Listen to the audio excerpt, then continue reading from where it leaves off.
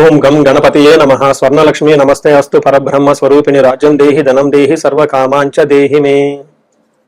ప్రతి ఒక్కళ్ళకి స్వర్ణలక్ష్మి అమ్మవారు బ్రహ్మ జ్ఞానాన్ని ఇవ్వాలని, తద్వారా ప్రతి ఒక్కళ్ళు ప్రతి నిమిషము చక్కగా నవ్వుతూ హ్యాపీగా ఉత్సాహంగా ఉండాలని, అలానే కొన్ని సందర్భంలో మనకు నచ్చినవి వస్తాయి, కొన్నిసార్లు కొంచెం లేటుగా రావచ్చు. అలానే మనకు నచ్చిన వాళ్ళు కొన్నిసార్లు మన దగ్గర ఉండవచ్చు, కొన్నిసార్లు దూరంగా ఉండవచ్చు. ప్రతి సందర్భంలో కూడా ప్రతి ఒక్కళ్ళు చక్కగా నవ్వుతూ హ్యాపీగా ఉండాలని, ఉత్సాహంగా ఉండాలని, అలానే మనస్తత్వం మనకి అమ్మవారు ఇవ్వాలని చెప్పేసి మనం కోరుకుందాం. అంతేకాకుండా అమ్మవారు మనకి ధనాన్ని ఇవ్వాలి, ఐశ్వర్యాన్ని ఇవ్వాలి, సర్వకామాంచ సిద్ధి, అనుకున్న ప్రతి కొరకు కూడా నెరవేరాలి. అట్లాంటి యొక్క అమ్మవారి యొక్క కృపా కటాక్షం మన మీద ఉండాలి. మనం ఎంతో ఉన్నతంగా ఎదగాలని చెప్పేసి మనం కోరుకుందాం. అంతేకాకుండా రాజ్యం దేహి, ప్రతి ఒక్కరికి ఒక అధికారము, పవర్, స్టేటస్, ఒక దర్జా, దర్పం, ఇవన్నీ కూడా ప్రతి ఒక్కరికి అమ్మవారికి మన అందరికి ఇవ్వాలని చెప్పేసి మనం కోరుకుంటూ మనం మే మంత్ యొక్క రాశి ఫలాలు చెప్పుకుంటున్నాం. మే మంత్ రాశి ఫలాలు ఈ మంత్ లో చాలా విశేషాలతో కూడుకొని ఉంది. ముందుగా ఒక 2 నిమిషాలు వాటి గురించి చర్చించుకొని తర్వాత 12 రాశుల గురించి మనం మాట్లాడుకుందాం. ఈ మాసం మనకి వెరీ ఇంట్రెస్టింగ్ గా పౌర్ణమితో స్టార్ట్ అయ్యి ఈ మాసం అంతా అంటే మే మంత్ అంతా పౌర్ణమితో స్టార్ట్ అయ్యి పౌర్ణమితో ఎండ్ అయిపోతుంది. మనం చూసుకుంటే ఇందులో వైశాఖ మాస పౌర్ణమితో స్టార్ట్ అయ్యి జ్యేష్ఠ మాస పౌర్ణమికి మనకి మే మంత్ అంతా ఎండ్ అయిపోతుందని గమనించుకోవాలి. ఇందులో 3 ముఖ్యమైన విశేషాలు ఉన్నాయండి. ఒకటి, ఈ మంత్ మనకి బిగినింగ్ లోనే బుద్ధ పూర్ణిమతో స్టార్ట్ అయిపోతుంది. దీన్ని గురు పూర్ణిమ అంటారు, బుద్ధ పూర్ణిమ అని అంటారు, వైశాఖ మాస పూర్ణిమ అంటారు. చాలా చాలా విశిష్టత కలిగిన పూర్ణిమ. పర్టికులర్ గా గురువుకు సంబంధించి, చంద్రుడికి సంబంధించి ఎవరైనా కనుక దోషాలు ఉంటే ఆ రోజున మెడిటేషన్, ధ్యానం చేస్తే చాలా బాగుంటుంది. కొన్ని వైష్ణవ టెంపుల్లో విష్ణుమూర్తికి కళ్యాణ మహోత్సవం కూడా జరుపుతూ ఉంటారు. చాలా చోట్ల జాతరలన్నీ జరుపుతూ ఉంటారు. ఒక వెరీ ఇంట్రెస్టింగ్, చక్కగా బాగా ఎంజాయ్ చేయవలసిన పౌర్ణమి వైశాఖ మాస పౌర్ణమి. తర్వాత మనకి 12 తారీఖు హనుమత్ జయంతి ఉంది. ఇది చాలా చాలా ముఖ్యం. పర్టికులర్ గా ఏలినాటి శని ఎవరికైతే ఉంటుందో, తర్వాత కుజుడు అనుకూలంగా ఎవరికైతే ఉన్నారో వీళ్ళు ఈ హనుమత్ జయంతిని చక్కగా జరుపుకోవాలని నేను కోరుకుంటున్నాను. ఆస్ట్రాలజికల్ గా అంటే జ్యోతిష శాస్త్రం ప్రకారం ఒక ముఖ్యమైన విషయం ఉందని అందరికీ బాగా తెలిసింది. కర్తరి అంటారు. అంటే సూర్యుడు కృతికా నక్షత్రంలో ప్రవేశించిన తర్వాత సూర్యుడి యొక్క తీవ్రత చాలా అధికంగా ఉంటుంది కాబట్టి ఈ 13 రోజులు 15 రోజులు కర్తరి అంటారు. ఈ రోజుల్లో ఎక్కువగా మంచి పనులు చేయకుండా నిషిద్ధం అని చెప్తూ ఉంటారు.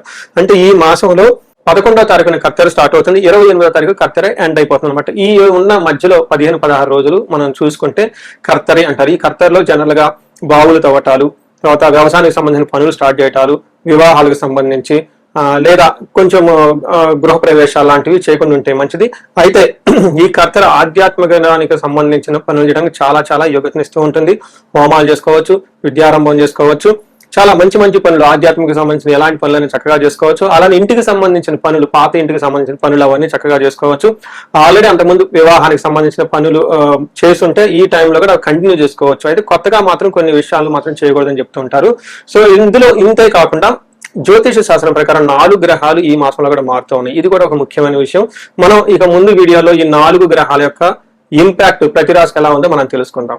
మే మంత్లో మకర రాశి గమనిస్తే మనం ఇందులో ఉత్తరాషాఢ 2, 3, 4 పాదాలు, శ్రవణం 1, 2, 3, 4 పాదాలు, ధనిష్ట 1, 2 పాదాలంతా ఈ మకర రాశిలో ఉంటారని గమనించండి. పేరు బలం ప్రకారం మనం చూసుకుంటే బో, జా, జీ, జూ, జే, జో, ఖా, గా, గి అన్న లెటర్స్ అంతా కూడా మనకి మకర రాశిలో ఉంటారని గమనించాలి.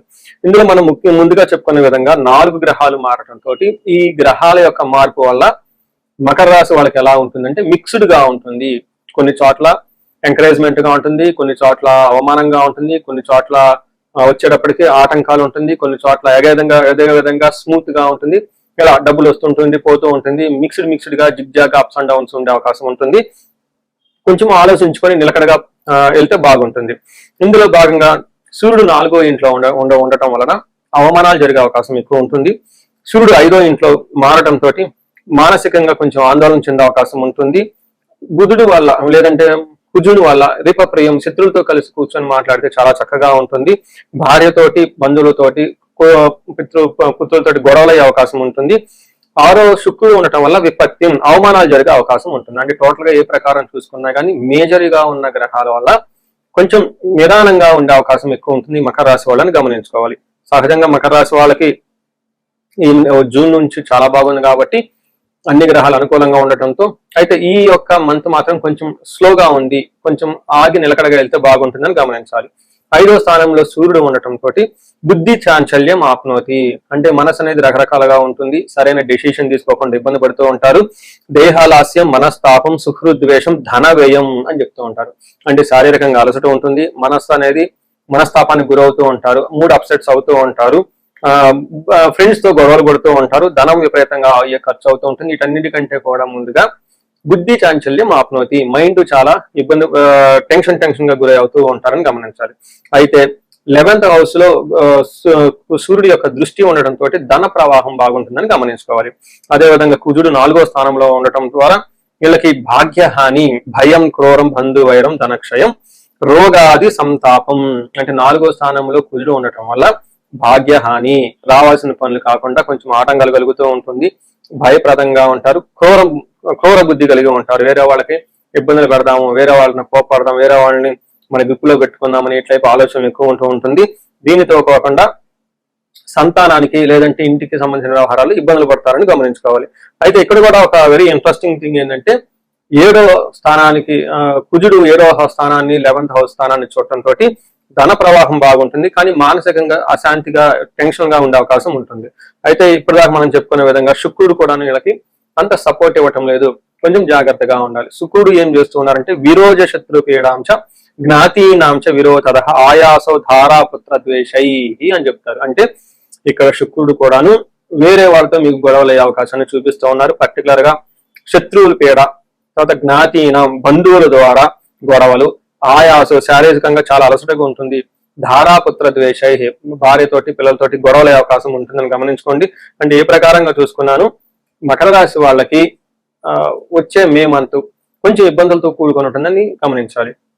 ఇందులో ఉత్తరాషాఢ, శ్రవణం, ధనిష్ట 3 నక్షత్రాలు ఉంటాయి. మనకి మహర్షుల అంగగోచారం అనే ఒక కాన్సెప్ట్ ద్వారా ఒక్కొక్క నక్షత్రం ప్రకారం కూడా మనకి ప్రిడిక్షన్ చెప్పొచ్చు. వాటి ఉన్న గ్రహాల యొక్క స్థితిని బట్టి, గ్రహాలు ఉన్న రాసులను, గ్రహాలు ఉన్న నక్షత్రాలను బట్టి ఈ నక్షత్రం ఎంతవరకు ఉంది, ఎప్పుడుంది, దీని యొక్క ప్రభావం ఏంటని కూడా మనం తెలుసుకోవచ్చు. అందులో భాగంగా ఉత్తరాషాఢ నక్షత్రం వాళ్ళకి జయప్రదంగా ఉంటుంది, ధనప్రాప్తి ఉంటుంది. అయితే వీళ్ళకి కలహము, బంధనము, రోగము ఉంటుంది. అంటే బంధించబడినట్లు ఉంటారు, కన్ఫ్యూజ్డ్ అయిన స్థితిలో ఉంటారు, ముందుకు వెళ్ళాలో అర్థం కాకుండా ఉండే అవకాశం ఉంటుందని తెలుసుకోవాలి.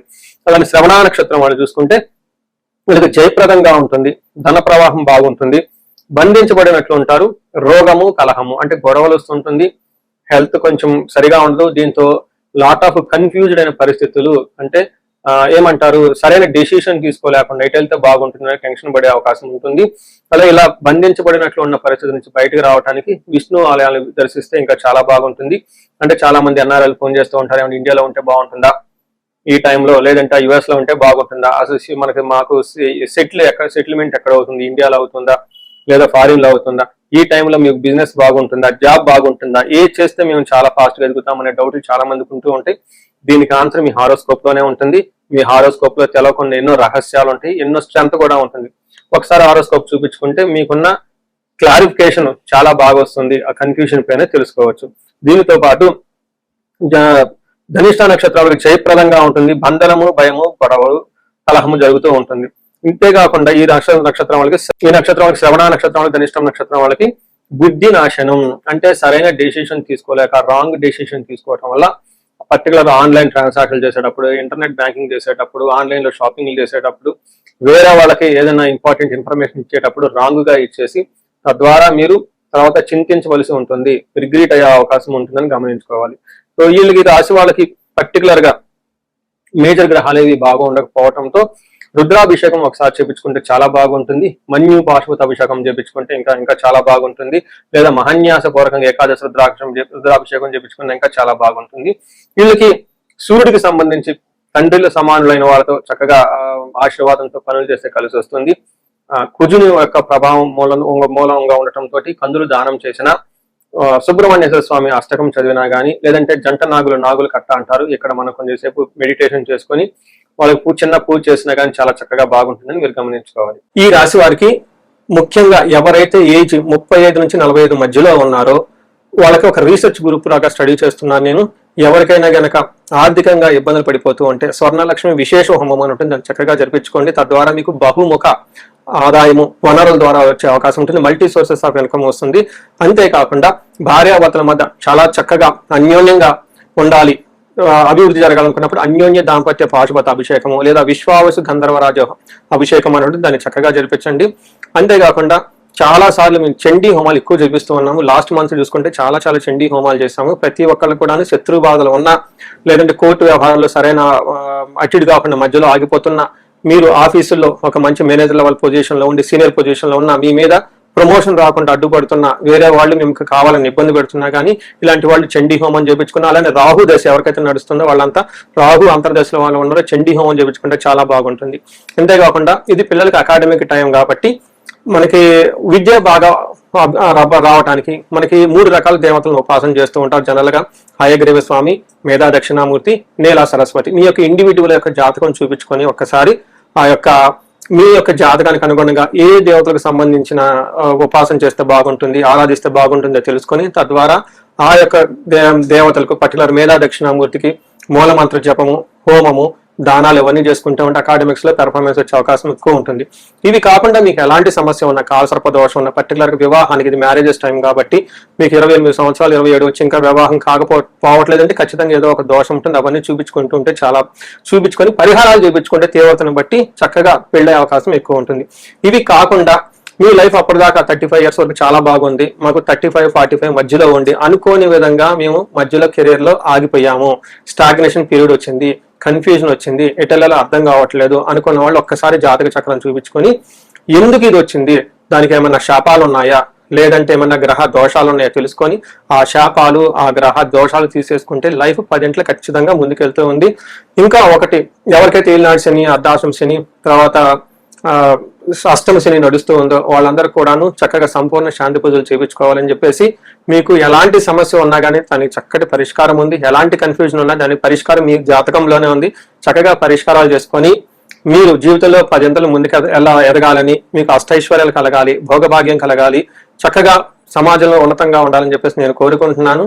నమస్తే.